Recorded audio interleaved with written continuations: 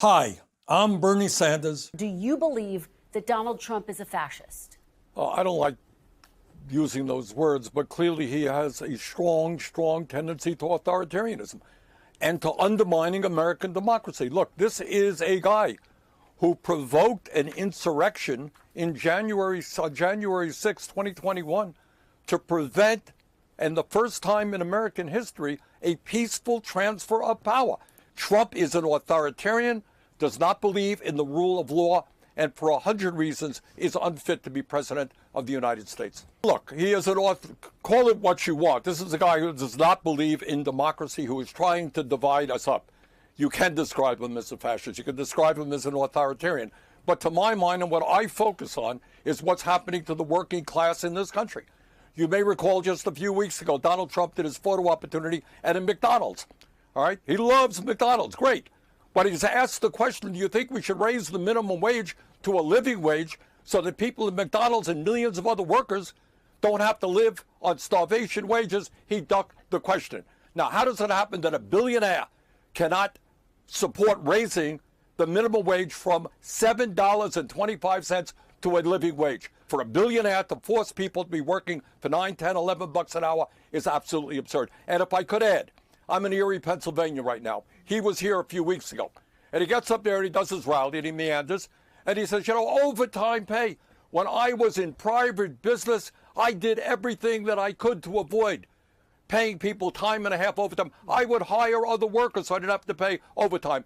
And true to his statement, when he was president, he restricted overtime, made it harder for people to get overtime. How does it happen? You tell me.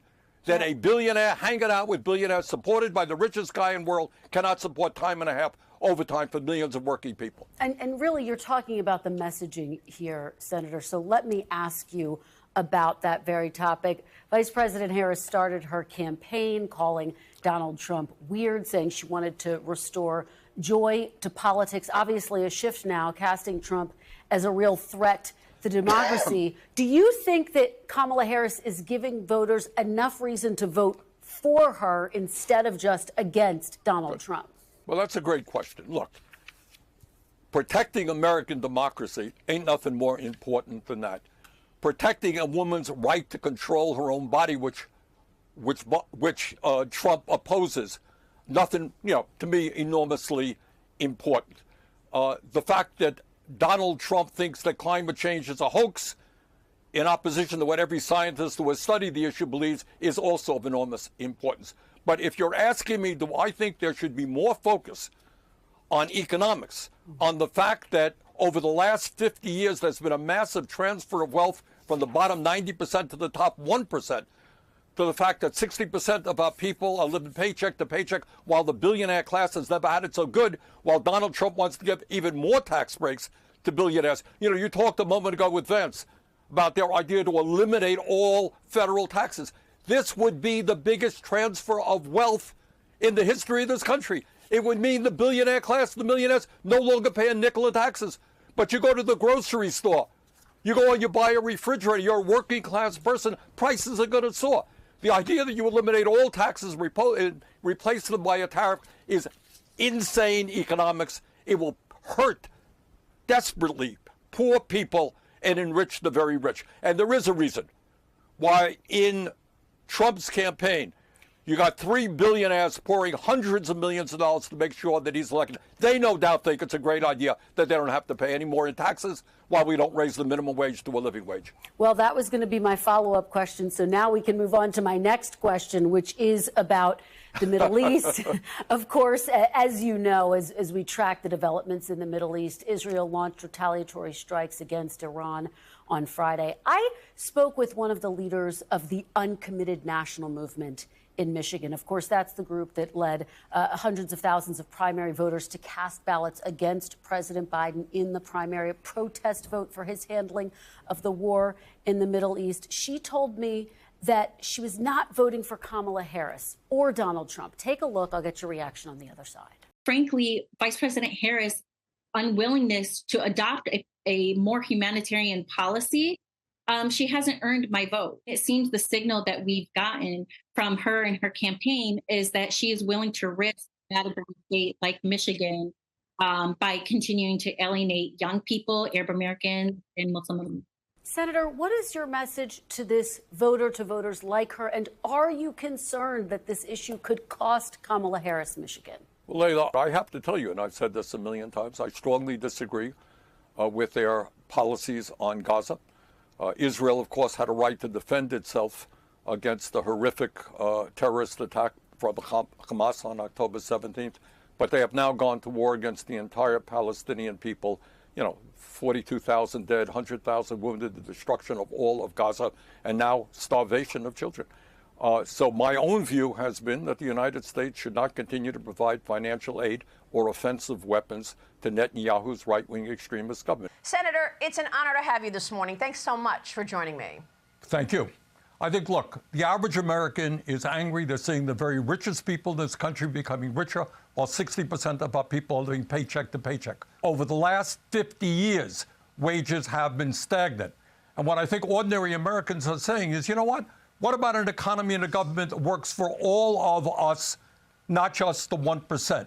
What about an economy in which we do not have three people on top owning more wealth than the bottom half of American society? What about an economy in which we join the rest of the industrialized world, guarantee health care to all people as a human right, and where we don't pay the highest prices in the world for prescription drugs? And of course, these are the issues that are important to working people for sure. Senator, you are spot on. Well, let me just say, Maria, you're looking at a senator and former congressman who voted against all these disastrous trade agreements, NAFTA, PNTR with China, and so forth and so on. So the goal is to rebuild the manufacturing sector in America in general, the automobile industry. So what we need, I don't think you need a wall. I don't think you need to say that foreign, stuff can't come into America. That will just raise prices exponentially. But what you do need is a fair trade policy. You can't have corporations throwing American workers out on the street, going to Mexico, going to China. That has got to stop. I was just at the John Deere plant in Iowa, and they're getting corporate welfare, and then they're thinking of moving to Mexico. That is not acceptable. Well, the investing obviously costs money. We just came off of this $7 trillion in spending, which obviously led to the inflation spike that we saw. Do you have concerns that this green agenda... Maria, may I interrupt you? Yes, Can I interrupt you on that one, please? Sir, yes. All right, look. All right. Did we invest in helping working class families during the COVID pandemic? We did. I was the chairman of the Budget Committee. I worked on that. So the folks out there who got that $1,400 check when people were losing their jobs and small businesses were going under, yeah, we did that. We put money into hospitals so the people get the health care they need. If you want to ask my view, and many economists, the reason that we saw a spike in inflation, which is now going down, was not because of that, because of corporate greed, record-breaking profits on the part of food industry, other corporations charging us off-the-wall prices. I think that had a lot to do with it. Did you go overboard with the spending after COVID? Look, Maria, I will never forget, and I think your viewers will never forget, the kind of world we were living in during COVID. People were flocking to hospitals. Absolutely. Couldn't accommodate them. Small businesses were going under. People were afraid to go to work. People were dying going to work. We responded. And by the way, if you look at Joe Biden's popularity record, you know when he was most popular?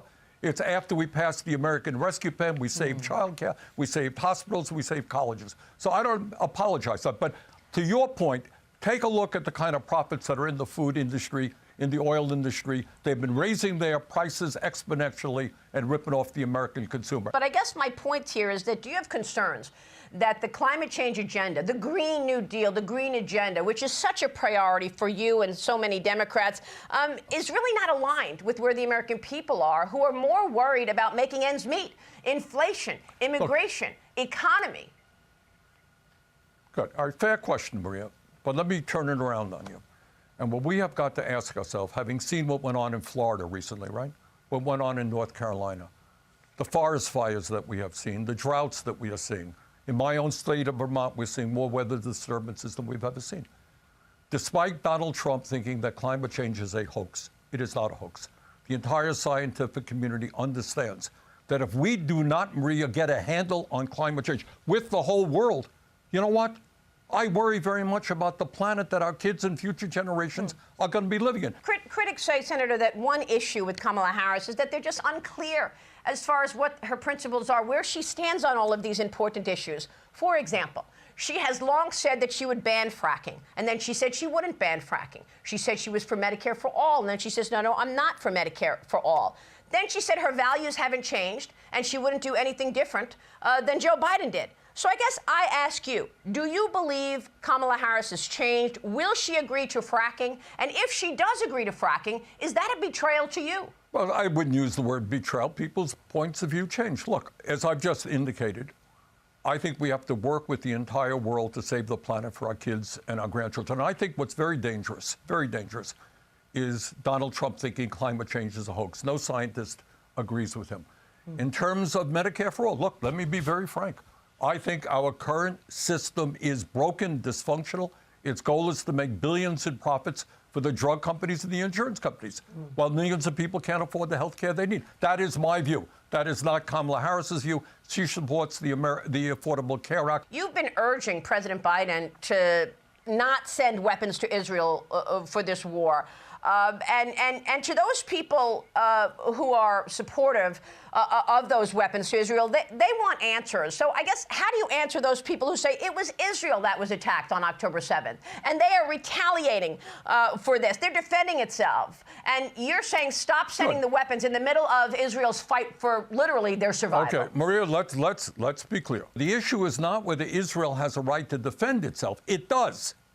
But does it have a right to kill 42,000 Palestinians, two-thirds of whom are women, children, and the elderly? Does it have a right today to block humanitarian aid and starve children? Well, I don't think they're so. blocking humanitarian aid. They're not blocking humanitarian aid. Maria, the evidence... Maria, if I can say this, I mean, check what all of the organizations are saying. They are blocking humanitarian. Children by the thousands are dealing with malnutrition, are starving. So I think Israel has a right to defend itself, but it does not have a right to go to war against children and women in Gaza and destroy their entire society. That Senator, I do not agree with. I've got to get your take on the process here before we go. The process of which Kamala Harris was put in place, she was selected, not elected. And I feel like you went through a similar situation back in 2015, 16. You were winning. You had garnered great support from so many people, including a lot of young people, but the machine didn't want you there. They got behind Hillary Clinton, and she was the candidate then, and you were out. It seems like a similar situation right now where the machine decided Joe Biden was out, and they just selected Kamala Harris. Do you think voters will be turned off by that, this election? Well, I think it was clearly an unusual process. There's no question about it. We've never seen anything like this. But, Maria, what I would also say when we talk about a process, I don't care if you're a Republican, Democrat, or independent. What I see out there is people are disgusted with the amount of money coming into the political process. And it's on both sides. But you got 3 Republicans putting in over $200 million to Trump's campaign. That ain't good. Nor is it good that billionaires are supporting, Kamala Harris. What we need to do is end the Citizens United Supreme Court decision and get this kind of big money out of politics so we can be a democracy. You get a vote, I get a vote, not billionaires buying elections. And it's the reason people get so upset, by the way, over George Soros and his support of the Democrat Party. Yeah, it's both sides. I'm not denying that. Yeah. But Senator, right now you have more All right, go ahead. It's wonderful to have you this morning, Senator. Please, finish your thought. No, that's all. It is both sides. I think you're seeing more concentration of billionaire money coming into Trump. Senator, thank you so much for joining us this morning. We so appreciate it. I hope you'll come back soon. Thank you very much.